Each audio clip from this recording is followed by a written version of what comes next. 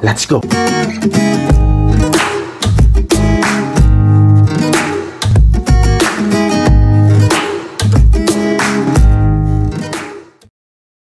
Rekan, berjumpa lagi di dalam channel Hendrik Magtadinata Harian.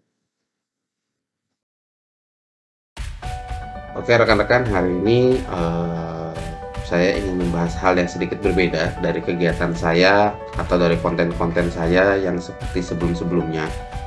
Jadi hari ini saya ingin membahas kejadian yang akhir-akhir ini sedang terjadi dan saya yakin teman-teman semua sudah tahu, yaitu kejadian apa? Kejadian atas meninggalnya artis yang sudah kita kenal, yaitu artis Vanessa Angel dan suaminya gitu ya rekan-rekan ya.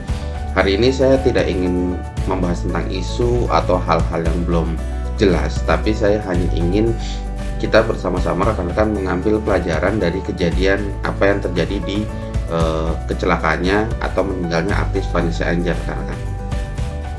Jadi rekan-rekan, seperti yang kita tahu bahwa teman-teman pasti sudah mendengar bahwa artis Vanessa Angel itu meninggal di sebuah kecelakaan di tol gitu ya, yang sedang menaiki mobil gitu ya, dan mobilnya itu terjadi kecelakaan dan di situ ada sopir artis Vanessa Angel, lalu suaminya dan anak serta pengasuhnya di dalam mobil itu.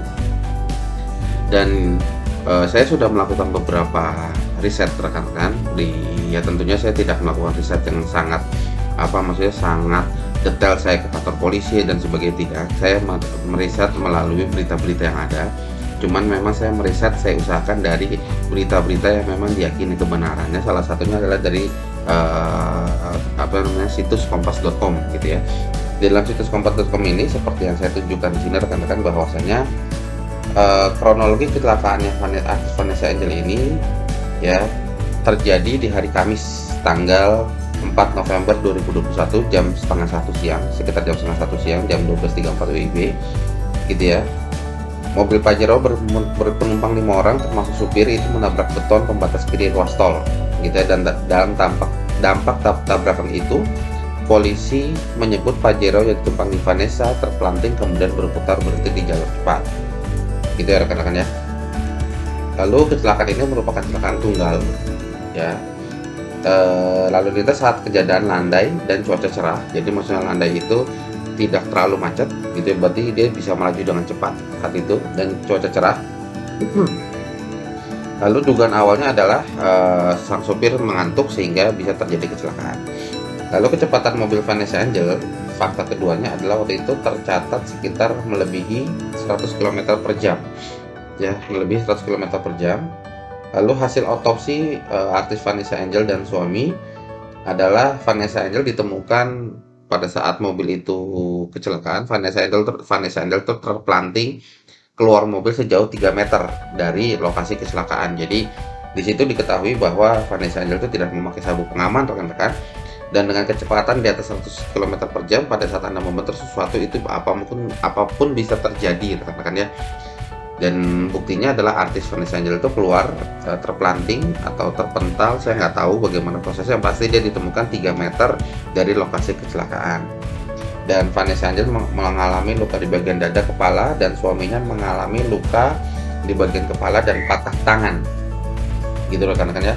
Lalu di situ juga ada putra ya, saya menangkapnya putra kenapa, karena namanya Galaska ya. Di situ ternyata alhamdulillah tidak mengalami kecelakaan yang cukup berat gitu rekan-rekan ya, kecelakaan yang cukup berat, tetapi ada luka-luka ringan saja beserta pengasuh dan supirnya.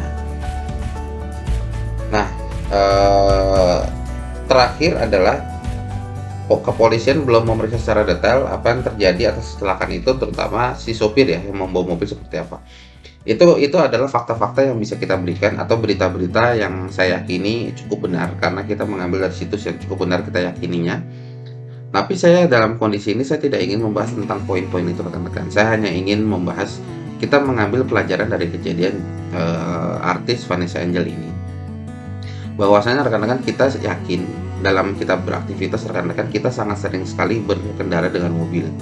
Rekan-rekan juga sangat sering sekali berkendara dengan mobil. Saya menjalani kegiatan saya sehari-hari, melayani klien-klien saya yang di dalam kota maupun di luar kota, itu sangat sering sekali dengan mobil.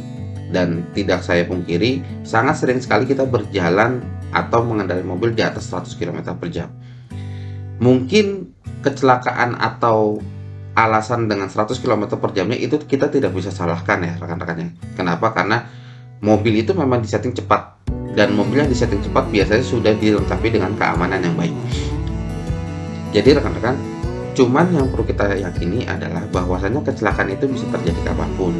Ya, kita sebagai manusia itu bisa mengalami kecelakaan kapanpun, karena kecelakaan atau apapun yang terjadi dalam hidup kita itu semua karena takdir dari Allah Subhanahu wa taala. Jadi hari yang harus kita yakini, misalkan mungkin kita terjadi kecelakaan atau apapun, memang kita tidak bisa menyesali terlalu dalam. Alasannya kesannya supirnya yang salah, atau mobilnya kenapa, atau jalanannya jelek, atau ada beberapa WhatsApp-WhatsApp yang menyebar pasca kecelakaannya Vanessa Angel mengatakan bahwa tol di Indonesia itu tidak aman karena jalannya dibuat dari beton yang keras, sehingga antara ban dengan bahan tol itu tidak bisa menggigit dengan baik. Tapi yang ingin saya yakini rekan-rekan, kita sebagai manusia beragama, sebagai muslim, kita harus meyakini pada ujung-ujungnya adalah itu takdir dari Allah Subhanahu wa taala. Kematian itu bukan karena kecelakaannya, kematian itu bukan karena penyakit, kematian itu bukan karena apapun sebabnya. Kematian itu hanya karena satu, alasannya apa rekan-rekan? Waktu yang ditentukan oleh Tuhan Yang Maha Esa, Allah Subhanahu wa taala sudah datang. Jadi memang Vanessa Angel sudah ditetapkan oleh Allah Subhanahu wa taala dalam keyakinan saya umat muslim itu pada saat itu, jam segitu, dan di hari itu. Yang harus kita sesali tidak ada, tapi yang harus Anda persiapkan adalah sebelum terjadinya waktu menjemput kita masing-masing, sebelum waktu memotong hidup kita masing-masing. Kata Rasulullah SAW, rekan-rekan, angan-angan manusia itu seperti sebuah kotak. Jadi angan-angan manusia itu seperti sebuah kotak. Lalu kemauan kita atau nafsu kita itu seperti sebuah garis yang terus ke atas melebihi batas kotak itu. Nah, tapi kematian tiba-tiba adalah garis yang memotong di tengah-tengah, gitu. Jadi kita tidak tahu kapan kematian itu akan datang, tapi nafsu kita itu terus berjalan ke atas tanpa sadar kita bahwa, atau kita tanpa ingat bahwa kita akan mati. Lalu tiba-tiba kematian memotong semua angan-angan kita dan kita tidak bisa berbuat apa-apa, rekan-rekan. Jadi rekan-rekan yang harus kita persiapkan adalah sebelum kematian itu datang. Kapan kita nggak tahu. 1 menit dari sekarang, 10 detik dari sekarang, 1 detik dari sekarang saya bisa saja mati karena apapun yang Allah mau. Jadi yang harus saya lakukan adalah menjalankan semua perintah, menjalankan semua tataran ajaran agama yang sudah diajarkan oleh Nabi saya, Rasulullah SAW, dan semua perintah-perintah Allah yang terdapat dalam kitab suci saya, ya Al-Quranul Karim. Jadi seperti itu rekan-rekan. Dan mungkin kita sebagai manusia juga harus hati-hati. Ya, kita harus bisa mengambil dari kejadian Vanessa Angel ini bahwasanya rekan-rekan, ada beberapa berita juga yang menyatakan ternyata supir dari Vanessa Angel itu memainkan handphone. Nah, rekan-rekan hati-hati ya, apalagi pada saat mungkin Anda berada di kecepatan 100 km per jam lebih, mungkin mobil itu sudah melaju cepat gitu ya, atau mungkin dengan kontur mobil yang memang tinggi ya, karena mobil Pajero Sport itu kan tinggi rekan-rekan ya. Mobil tinggi itu pasti potensi untuk bergoyangnya dengan potensi pada saat mobil berjalan cepat itu pasti lebih tinggi. Beda dengan mobil-mobil sedan yang memang posisinya melebar dan dia lebih ceper ke tanah gitu. Jadi pada saat cepat lebih stabil. Tapi kalau mobil-mobil Pajero Sport atau seperti mobil saya Terios gitu ya, itu pada saat kecepatan tinggi akan terasa bahaya. Nah, kalau Anda memainkan handphone sebaiknya jangan ya, rekan-rekan, sebaiknya jangan. Apalagi kalau kita sebagai supir, Anda punya kewajiban menjaga majikan Anda atau penumpang Anda gitu ya. Supir itu kan dalam artian ini bukan berarti orang yang kita bayar atau pekerjaan sebagai supir. Siapapun yang berada di posisi memegang setir itu ya kita akui sebagai supir. Nah, jadi Anda semua harus hati-hati pada saat Anda berposisi sebagai supir. Itu rekan-rekan ya.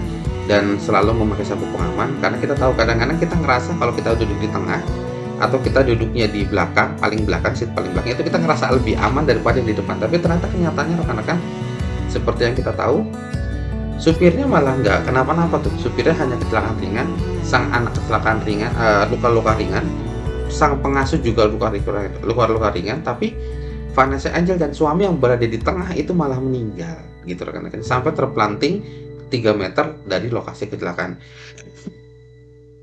Jadi rekan-rekan kita harus hati-hati pada saat Anda sudah menggantungkan nasib Anda kepada Allah Subhanahu wa taala, contohnya pada saat kita berada di kendaraan, itu sebenarnya kan kita sudah menggantungkan nasib kita kepada Allah Subhanahu wa taala ya. Mungkin kalau di rumah ya relatif resikonya lebih rendah daripada pada saat Anda berada di jalan.